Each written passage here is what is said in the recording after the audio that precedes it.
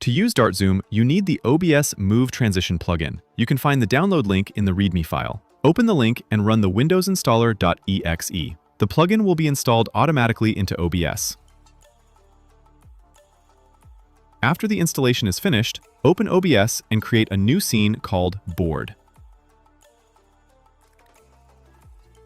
In this scene, add your board camera.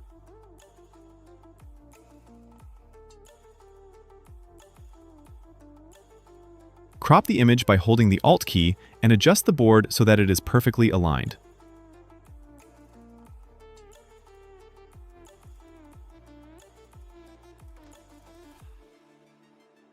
Then switch to your main scene, which is the scene you use for streaming, and add the board scene as a source.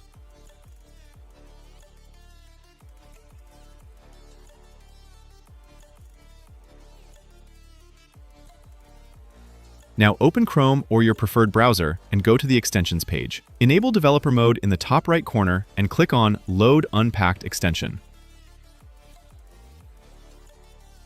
Select the unpacked DartZoom folder, which should be located on your desktop. The extension is now installed. Open the DartZoom extension using the icon in the top right corner. If there is no connection to OBS yet, open OBS, click on Tools, then on WebSocket Server Settings. Enable the WebSocket server, disable authentication, click Apply, and then OK. When you open the extension again, you should see that the connection to OBS has been successfully established. Now we can set up the basic settings. Enter your AutoDarts username, select your main scene,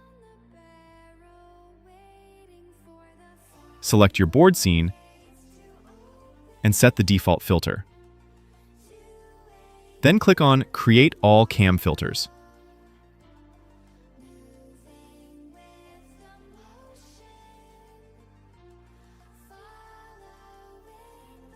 Go back to OBS, right-click on your board source, and open the filters. You will now see that all required filters have been created automatically. Select the default filter, and then make sure to switch to your board scene. In the board scene, select the default filter again, scroll down, click on Transform, and then click Get Transform.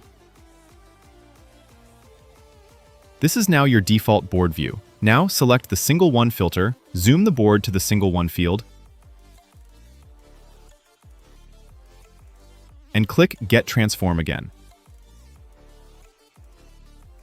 When you now switch between default and Single One, you will see the zoom animation. Do the same for all other fields, for example, Single Two, Triple, Double, and Bull. Once you have set the transform positions for all filters, switch back to your main scene and check if all zoom animations are working correctly. That completes the OBS part.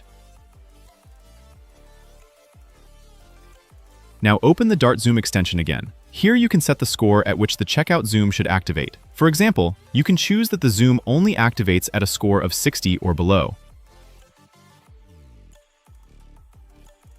You can also set sounds for the zoom in and for returning to the default view. Just enter the file name of the sound file that is located in OBS.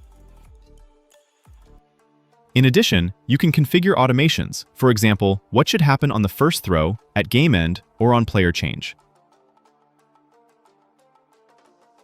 For example, you can set that on the first throw, the board filter is set to default,